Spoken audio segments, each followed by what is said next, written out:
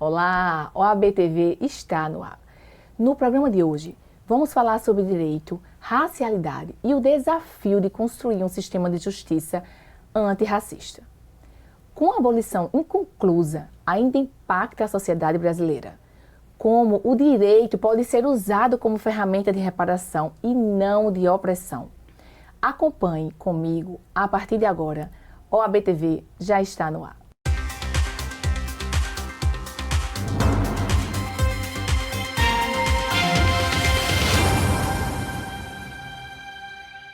Hoje, em nosso programa, tenho a honra de receber a advogada criminalista, presidente da Comissão de Combate ao Racismo e à Discriminação Racial da OAB Paraíba, doutora Jéssica Araújo de Souza. Seja bem-vinda, doutora, mais uma vez. É um prazer tê-la conosco. É um prazer voltar aqui. Olá a todos. Sua equipe é maravilhosa, como sempre, Germana. E essa é uma temática muito sensível e eu fico muito feliz pelo programa OAB TV trazer essa sensibilidade e dar oportunidade de fala. Eu gostaria de entrar nesse assunto. É um assunto que é importante. Não deve, como a gente estava falando, a gente não deve colocar panos quentes, temos realmente que enfatizar. E gostaria de saber como o Poder Judiciário está se comportando em frente aos reclames da sociedade negra. O sistema de justiça ainda tem um longo caminho pela frente, mas com os avanços, como por exemplo o protocolo com perspectiva racial do CNJ, que traz a obrigatoriedade de um olhar mais sensível dos magistrados ao aplicarem as sentenças, já ajuda as pessoas negras e vítimas de crimes raciais a terem de fato uma sentença favorável. Inclusive, tivemos uma jurisprudência recente aqui da Câmara Criminal e houve a condenação de um servidor público que falou para outro servidor que do cabelo dele, que era Rastafari, sairia um rato. E ele foi condenado em segunda instância. Por isso eu vejo que, apesar de muitas coisas ainda terem que mudar, temos muitos avanços. O que para você seria um poder judiciário de fato antirracista?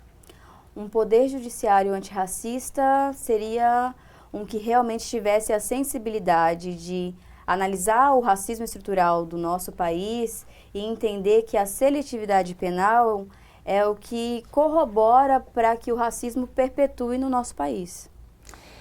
Como é que o racismo se manifesta? Desde a abordagem policial até as demais fases da investigação, e a gente sabe que tem a parte até a condenação. Como é que você vê o racismo estrutural? O racismo ele se manifesta justamente nesse perfilamento racial que avalia tanto a cor da pele como o fator social. Às vezes, a pessoa só por morar num bairro periférico e ser negra já é abordada mesmo sem ter nenhum indício de fundada suspeita. Só pelo fato de ser negra já tem essa abordagem policial e muitas das vezes na sede de delegacia há diversas injustiças que se perpetuam na audiência de custódia e aí segue na ação penal uma sequência de injustiças. Na sua opinião, a formação do profissional de direito tem alguma incidência da perpetuação dessas diferenças, desses ataques racistas, ou as universidades vêm por aí já educando todo esse pessoal? Infelizmente, Germana, sim, com muita tristeza, as universidades não têm uma pauta voltada à racialidade. E como não tem essa pauta, ainda tem essa questão da exclusão das pessoas negras, dessa falta de um olhar sensível, porque não dá para se discutir direito sem falar sobre racialidade, porque os presídios hoje são as antigas senzalas. Então, se as pessoas continuarem aprendendo conforme o direito eurocentrado, dificilmente nós vamos conseguir mudar, porque não estão estudando as contribuições de fato intelectual das pessoas negras. Para você, doutora, qual o papel da advocacia, da sociedade na mudança desse cenário? O papel da advocacia ele é essencial para a mudança, porque, como bem disse Cabral Pinto, a advocacia ela não é profissão de covardes. Nós não podemos nos silenciar diante dessas ilegalidades, das diversas injustiças. Então, o papel do advogado na sociedade é fazer valer o protocolo do CNJ, número 598, quando tratar de temáticas raciais. Também fortalecer as leis que já tentam trazer uma equidade racial, como a política de cotas. Inclusive, aqui no estado da Paraíba, há uma divergência entre a lei estadual e a federal, porque além da questão racial, eles pedem que, em casos de concursos públicos, que a pessoa, além de ser negra, ela precisa ter estudado em colégio público pelo menos 1 ano do ensino médio e ter a renda per capita familiar de 1,5 salário. E isso acaba trazendo ainda uma situação mais excludente e colocando a pessoa negra no lugar de que ela só pode ter políticas de cotas se tiver numa questão social de baixa renda. Porém, o fato de alguém ter tido a oportunidade de estudar numa escola particular, ter um pouco mais que um salário mínimo, não a blinda de passar por racismo. Não, de jeito nenhum. Eles têm que definir se é a política racial ou a política social. É isso? Então, além dessa questão racial, temos a questão de gênero, que ainda piora a situação das mulheres negras. E eu sei que você vive isso no seu cotidiano, através de clientes, através da sua comissão. Quais são os principais casos, assim, do cotidiano que lhe pegam e lhe deixam verdadeiramente triste nesse cenário? Nesse cenário, o que muito me entristece é que, como eu falei já do protocolo, não tem como não falar. Às vezes, a própria advocacia não consegue saber a importância desse protocolo. E, enquanto mulher, já aconteceu algumas vezes de eu ser colocada numa posição constrangedora em processo, usando a minha imagem no processo, que nada tinha a ver com a minha pessoa, eu estava só como defensora, e colocaram para me dizer que eu não era imparcial, sendo que eu estava como a advogada das vítimas. Então, essa é uma forma de racismo e misoginia. E o que é que a OAB Paraíba, a instituição, né, está agindo, está fazendo para proteger e trazer, né, novas ações visando a proteção da população negra? A diretoria da OAB realmente tem esse olhar sensível com a pluralidade, a representatividade. E nós já estamos pensando em cursos para letramento racial da advocacia, curso inclusive do protocolo do CNJ, que vai acontecer no dia 27 de maio pela ESA, que é o fortalecimento primeiro da advocacia para que eles possam saber como atuar em casos de crimes raciais. Essa gestão é muito comprometida, inclusive com as políticas públicas, a conexão com a sociedade civil, para que eles entendam que a OAB está aqui para todos. Vamos encerrar esse primeiro bloco deixando uma mensagem para o jovem advogado, em especial o jovem advogado negro. Você é presidente da comissão, deixando eles à vontade para se engajar na ordem e se sentir pertencentes à ordem dos advogados da Paraíba. Sejam muito bem-vindos à OAB, é a casa de todos. O principal é entender que todos os advogados têm o mesmo direito, não independe do tempo de carteira, e que a advocacia negra precisa se fazer presente, ter voz e vez, é uma gestão que realmente dá oportunidade, se engajar. E principalmente ajudar no fortalecimento da rede antirracista, que vai muito além da advocacia negra. Ela também contempla a advocacia não negra, porque é uma luta da sociedade, então precisamos nos unir. Coisa linda, né? Vamos fazer uma pausa, mas voltamos em instantes com mais reflexões fundamentais sobre direito, desigualdade e reparação histórica. Não saia daí, até já.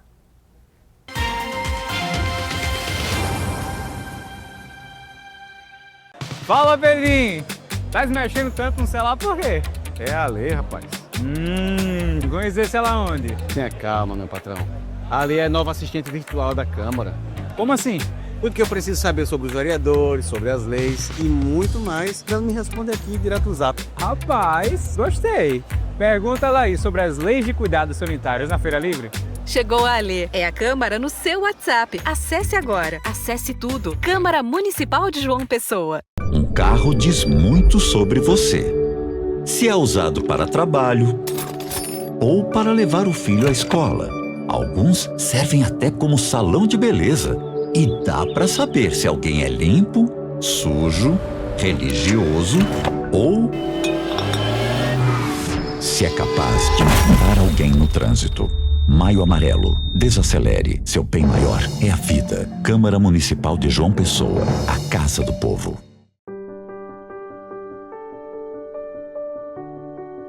A coisa mais linda que pode existir, ver o seu aluno lendo. É uma vitória muito grande, né? Um professor de segundo ano vendo os alunos lendo. Então por que não pode ver o outro lado da floresta no céu? Perguntavam as outras raposas. Ora, o outro lado é muito distante, respondia o Cici. Compromisso, compromisso, compromisso, compromisso. O compromisso, ele determina que até o segundo ano, nossos alunos estejam lendo e escrevendo. Quantas sílabas tem colorida?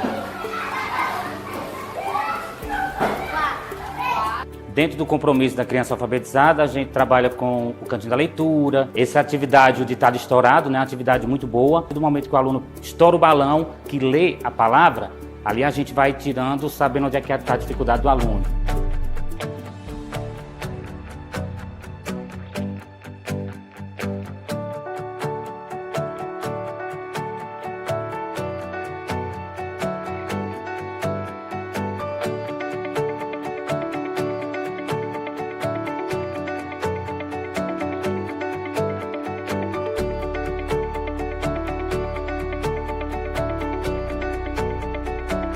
Esse compromisso, ele começa pela União, pelos estados e municípios, mas ele termina na sala de aula. O compromisso também é meu.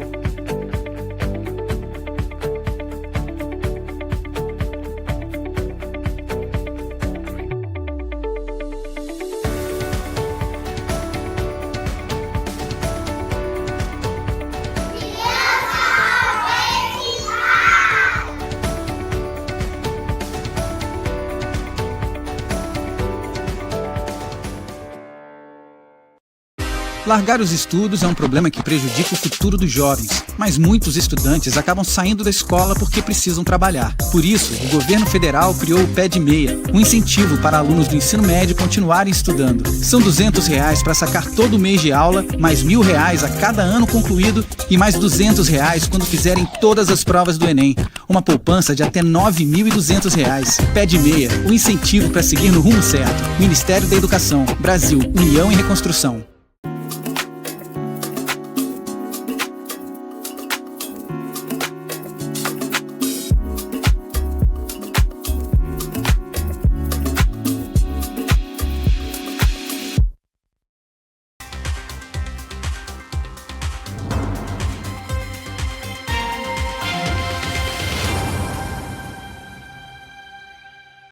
Estamos de volta e seguimos com a nossa conversa com a advogada Jéssica Araújo sobre a abolição inconclusa e o racismo institucional no Brasil. Doutora, no dia 13 de maio comemora-se a abolição da escravatura. Para você, qual o sentimento sobre esse dia? O dia 13 de maio não é uma data para ser comemorada, é uma data para trazer reflexão e provocação, porque a abolição formal da escravatura ocorreu há 137 anos. Porém, como ela não trouxe nenhuma forma de reparação para a população à época, os descendentes da população negra ainda sofrem os resquícios dessa forma falaciosa que aconteceu essa abolição. Inclusive, existe a Lei 10.639, que traz a obrigatoriedade do ensino da história do Brasil e da contribuição africana para esse país há mais de 20 anos, e ela não é implementada, ainda existe uma resistência nas escolas. E é por isso que muitas pessoas ainda acham que a princesa Isabel foi a grande heroína da história, mas não é bem assim. Os movimentos abolicionistas da época que foram os responsáveis para a pressão que ela sofreu, e aí sim ela assinou a Lei Áurea. Porém, como não teve nenhuma forma de reparação ou benefícios, sendo que na época já existia essa possibilidade, tanto que os europeus receberam terras para vir para o Brasil. Eles realmente pensaram uma política de exclusão da população negra e, quem sabe, até uma forma de aniquilamento. Por isso a importância de discutir o 13 de maio sobre essa ótica, que houve abolição formal, mas a abolição sem reparação não é abolição, e é por isso que vemos tantas desigualdades no Brasil até hoje. Então, para você é um momento muito mais do que festivo, de reflexão e da sociedade impor mais políticas públicas, não é isso? Para essa população. Exatamente, por mais políticas públicas, por mais inclusão de fato, porque não basta apenas nos espaços de poder dizer que tem uma pessoa negra, não. É de fato da oportunidade de fala, de direito, de ação, e não só para ter mesmo essa equidade racial e também de gênero. Doutora Jéssica, a maioria pode ser uma realidade distante para os telespectadores, mas sabemos, nós que trabalhamos com direito, que a maioria da população, né, das prisões, a maioria dos encarcerados são negros. O que é que você entende por isso, por esse encarceramento em massa da população negra? Eu, inclusive, acabei de submeter um artigo científico na UFPB sobre essa temática da afroclusão, que foi um conceito que eu criei, que é justamente trabalhar a exclusão, mas também a inclusão no sentido das contribuições da população negra. Como eu falei anteriormente, as prisões são as senzalas de antigamente. É por isso que, muitas das vezes, no processo penal existem exclusões, retaliações, principalmente quando a gente traz essa ótica para as mulheres. Tem mulheres que são vítimas de violência doméstica, e quando elas acabam tentando cessar essas violências constantes, não são vistas como vítima no processo, são vistas como réu, como alguém malvado, quando às vezes uma mulher branca que passa pela mesma situação de acessar a violência tem mais amparo legal, credibilidade e até mesmo é absolvida com mais facilidade do que uma mulher negra. Então, eu penso que essa seletividade penal é o que corrobora ainda para esse racismo. E que bom termos pessoas como você para estar à frente dessa comunidade, né, isso, e para ter voz e vez, e chamar também outras pessoas, outros advogados, outros colegas, para estar com você. Eu gostaria de saber, você acredita que hoje em dia o direito, a instituição jurídica, ela funciona como instrumento de reparação ou continua como sendo de opressão? Infelizmente, ainda funciona como um sistema excludente e de opressão, porque um judiciário que não consegue analisar com um olhar sensível a história do Brasil, o racismo estrutural, é conivente e perpetua o racismo. Então, precisamos ter esse olhar sensível, principalmente em abordagens policiais, sem nenhuma fundada suspeita, que a única coisa que fez com que esses policiais abordassem esses jovens foi a cor da pele. Então, precisamos ter mais esse olhar crítico e nós, enquanto operadores do direito, precisamos fazer valer a justiça para tentar acabar com essas injustiças. Aqui é um espaço também de a gente lançar ideias para o poder público. Para você, qual medida urgente para a gente tá já criando projeto para atuar e fazer a diferença em tudo isso que você está falando, né, de ponto negativo sobre o poder público, sobre o direito? Punições mais severas quando os magistrados não se atentam à obrigatoriedade da perspectiva racial. Por exemplo, eu vi uma sentença na semana retrasada de um caso que o juízo de primeiro grau reconheceu que houve racismo por parte da ré, mas disse que pelo fato dela ser uma mulher de classe média e branca, poderia prejudicá-la na faculdade caso ela fosse condenada. Então, apesar de ela ter cometido o crime, não deveria ser condenada por ser uma pessoa de bem. Então, sim, precisa ter uma condenação para práticas como essa que perpetuam o pacto da branquitude e as injustiças. Porque se o próprio magistrado reconhece que houve o crime de racismo, mas pelo fato da ré ser uma pessoa branca, ela não merece ser condenada, já mostra como o sistema é falho. Porque pode chegar a prejudicá-la, né? Exatamente. É realmente o fim. Então, assim, eu acredito também, eu vou até aproveitar a sua fala para dizer que eu acredito que sim, esse é um assunto que tem que estar na mídia o tempo inteiro para lembrar as pessoas, para chegar a todos terem acesso e assim, cada um tomar consciência do que de fato que todos nós somos iguais, não é isso, doutora? Eu quero saber também o que é que a OAB Paraíba, essa instituição tão atuante, está tomando de providências nas comissões, a Escola Superior de Advocacia, quais são os projetos que vêm aí para a população, para a população negra? Os projetos são um fortalecimento da rede da advocacia antirracista. Primeiramente, teremos cursos aqui na seccional, mas depois levaremos para subseções os cursos de letramento racial, o protocolo do CNJ, que é muito recente, ele é de 2024, e ainda muitos advogados não têm a noção desse protocolo que é tão importante e vai auxiliar no combate às injustiças. Você quer falar um pouco desse protocolo, só para a gente finalizar, alguns pontos mais importantes desse protocolo? O protocolo 598, eu acredito que o ponto mais central é realmente esse olhar sensível com base no histórico do racismo estrutural para que as pessoas não sejam punidas só pelo fato de serem negras. Porque é uma coisa óbvia, a gente não pode avaliar, não só negras, porque o racismo é sobre orientação, raça, mas esse olhar sensível precisa avaliar todo esse histórico de racismo, de preconceito, para que não haja injustiças. Em tese, assim, é um protocolo extenso, mas o ponto central dele é o olhar sensível dos magistrados, para que não haja essa perpetuação de exclusão. Doutora, o nosso programa está chegando ao fim. Eu quero agradecer a sua presença, parabenizar a sua força, a leveza como você leva esse tema nas suas redes sociais. Quero que você... A leveza e, ao mesmo tempo, a firmeza. Sim. Porque não é porque você é leve no seu conteúdo, nos seus vídeos, que você não traz firmeza naquilo que você quer passar. E você faz isso, assim, de forma linda. É bom, eu gosto de assistir. Ontem mesmo eu estava devorando seu conteúdo porque eu quero entender, eu quero estar por dentro, sim. E tentar ajudar da forma que eu puder. Parabéns, deixa aqui o seu @. E continue, siga, vá em frente, que assim o seu trabalho está lindo. Eu fico muito feliz por estar aqui com você novamente, Germana, porque eu sei que você, de fato, é uma pessoa que traz esse olhar sensível, entende a importância da pluralidade, da representatividade. Quem quiser me seguir no Instagram é @doutora_Jéssica_antirracista.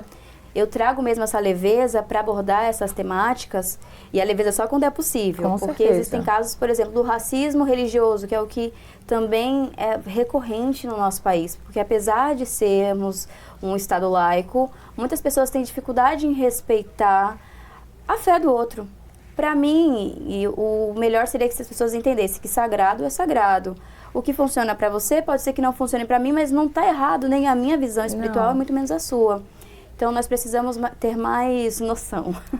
E é isso. Obrigada por me dar essa oportunidade. E sempre que precisar, eu estarei por aqui. A OAB TV fica por aqui. Agradecemos à doutora Jéssica Araújo de Souza pela contribuição valiosa e necessária, extremamente necessária, nessa conversa. E a você que nos acompanhou, nossa gratidão. Não esqueça de deixar sua opinião e sugestões no @OABPB. E confira este programa e outros no nosso canal no YouTube. Até a próxima!